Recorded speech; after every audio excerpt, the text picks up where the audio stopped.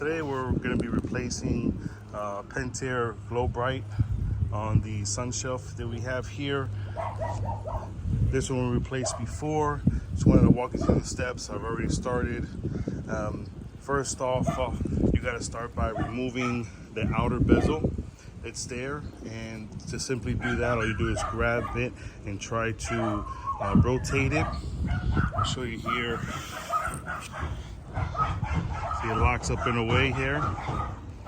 So you gotta just basically try to rotate it with two hands, or try to get a flathead screwdriver up underneath and pull it apart, and then just wiggle it out.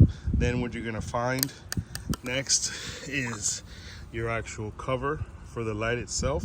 It's going to be, I think it's 8 screws that's here. You're gonna remove those 8 screws, and then remember this is underwater, so you're gonna try to pry this straight up, either by pulling your finger through the hole or putting a flathead screwdriver and wedge it inside and loosening it little by little.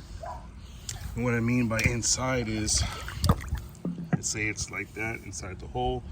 So you're gonna go into there and kind of like try to gently pry it up, and then grab your finger inside here. There's a little ledge in there that you can grab to try to pop it up. Once you go ahead and pop it up inside of your new Globrite, you're gonna find the removal tool. You place it in there, and then you unscrew your Globrite from the housing there.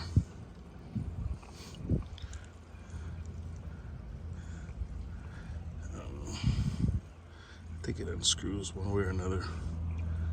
We'll figure that out in a minute.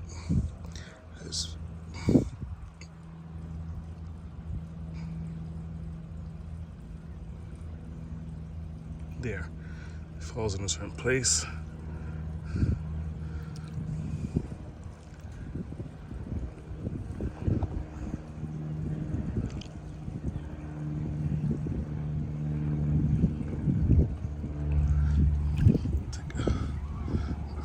Now, just gently pry it up. There's just little tabs on the light itself.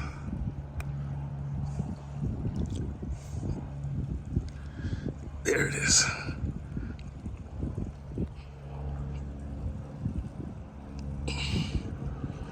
And that's how you do it. So there's a specific groove on the light fixture itself. I think it's like a quarter of a turn, and then you can gently lift it up. All right, now let me show you what I do to pull the unit up, because a lot of times they don't give you enough cord for you to pull it up a little bit so you can do any kind of servicing or whatnot. So I'm gonna show you how I pull a new light through.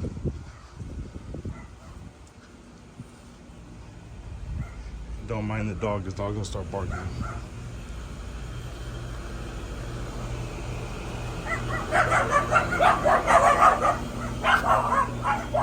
So this is my new light right here. The light that I'm trying to pull out. So I have a longer cord from, this is the other one that I replaced, the other Globrite. So I twist tight together, and I start pulling that light from over there up. So I'm able to cut off the head, twist a string to the actual light cable here to pull that light out, to get myself more slack over there by the pool. And that way when I'm finished, I can gently pull back up. Okay, now I have my string attached to the other side of the cable. I pull the unit out. Now I'm going to go ahead and I'm going to cut the actual light off of the cord, and I'm going to use the cord itself to pull the new light through.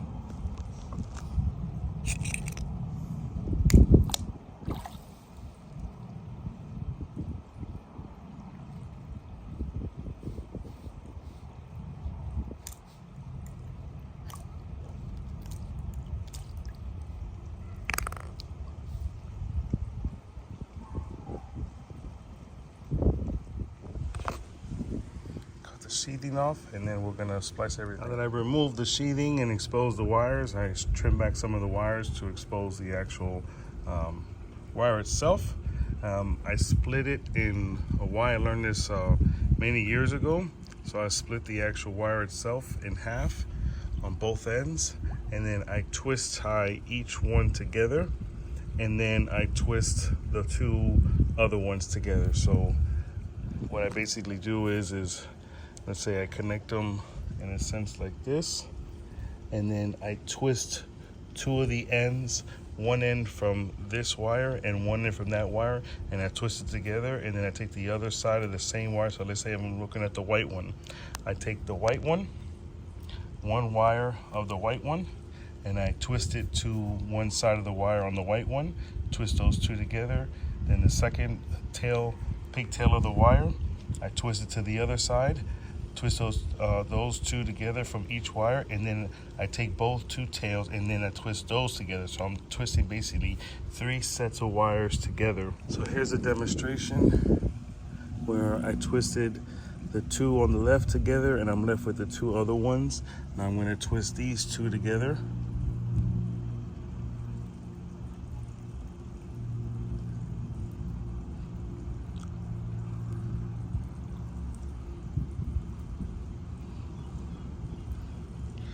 And now I'm going to twist these, the last from the, basically I started with 4 and now I'm left with 2, and now I'll twist these together. And then I repeat the same process on the other wire. So another thing that I do is I know that I'm going to be pulling from the equipment area from this way, that way. So I'm going to bend the wire this way, because I know this side, this cable that's in here is going to be pulling. So I'm going to twist it this way, and it's going to carry the cable through. And then now once I twist the other side together, then I'll do my wrapping of my electrical tape, and then we'll start our pulling. So that's a demonstration of what I mean. Right. That's how I do it. Now we're going to be ready for my pulling.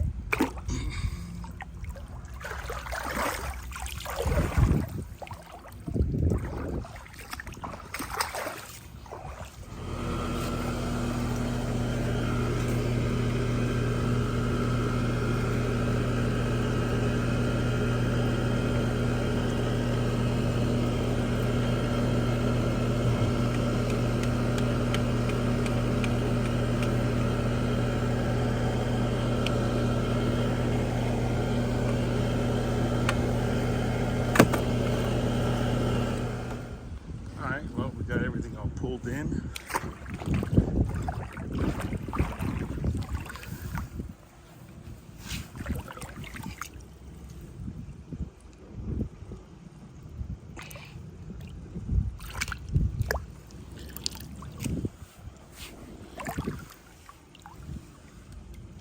Just got a little bit more pulling to do to bring it down to where she needs to be at.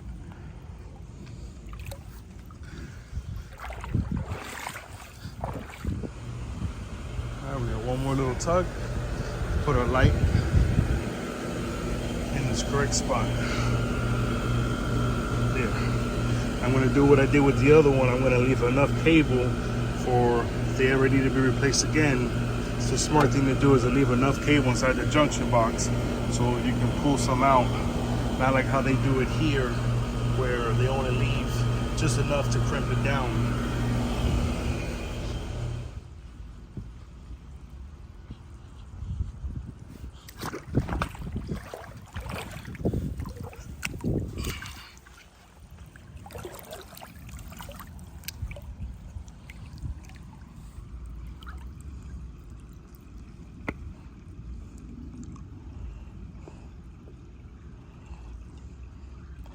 And do a little bit more pulling so that we're able to put it in the right place.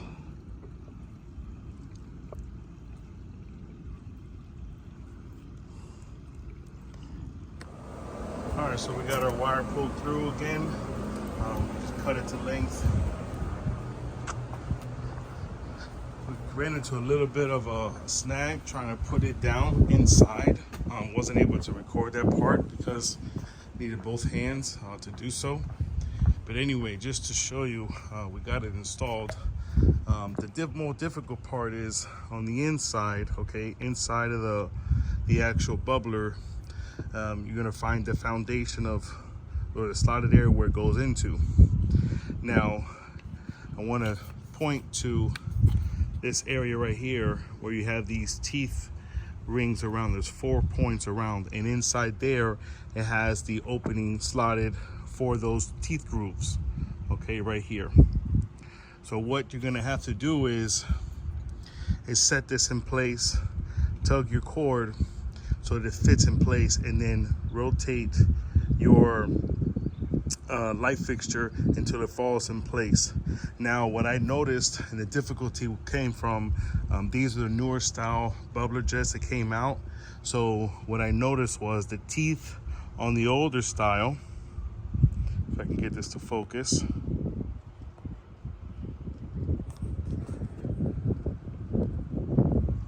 see, I want you to point to your left on the side. You're gonna see that it looks rather slim, and I know I can't show you the difference, but the other teeth grooves are a little bit longer and a little bit fatter. So I had difficulty pushing it down where it was seated in place. It was literally lacking from the top of my thumb to the bottom of the glass right there. It was maybe about like a 1/4 of an inch.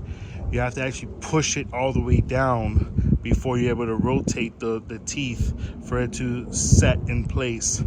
So what I ended up having to do was I took lubricant and I lubed up everywhere. I mean, I put some heavy lubricant around all of the gasket right here, all around the teeth grooves, all around the knuckle, the nut right here, and even a little bit onto the cable. And then what I ended up doing was I used, and I'm just setting it up here off camera, I set my tool in place, and then I pushed down after I lubricated everything. You know, first you gotta sit it in place so you'll feel when it falls into place, and then you're gonna have to push it down where the bottom of this glass, okay, is gonna sit flush with the internal niche of the bubbler jet. Once you get that seated in place, then you're able to twist it and lock it in place. So that's a difficulty that I had, because these teeth groove on the new ones, they're much thicker and a little bit longer than the older versions. And once you get that seated in place, you put your top glass back on top, put your 8 screws in place, and then you put your finishing ring plate. All right, so we got our electrical connected here. We put our cable fastener in place so that we don't lose the cable.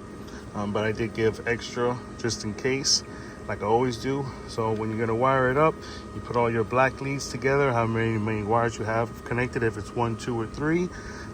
Connect them all to your main power source, which ours is the blue cable here, and all the white neutrals to there, and then obviously your ground cable.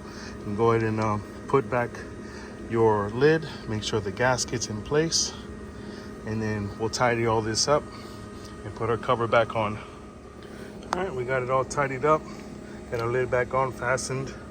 What I like to do is label the pipes for what they are going to. So this is our west bubbler light, this is our east bubbler light that we just replaced, this is our pool light here. So we're gonna go ahead and we're gonna turn it on. We may have to sink it in place, but let's see where we get.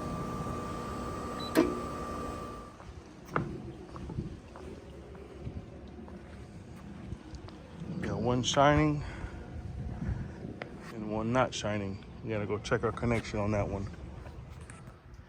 All right, well, we did figure out that we are getting power to that light.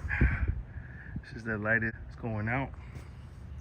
Should be illuminated like this. No, it's not flashing like that. It's just the way that the LED light shows in the camera. We are getting power there. It's just very dim, much dimmer than what the brand new light shows. I checked my connection. These 2 lights plus the pool light are on one circuit, and we got 14 volts coming to these lights here. So thank you so much for watching this video. More likely we're gonna have to replace this light in the future. We're gonna be replacing the spotlight.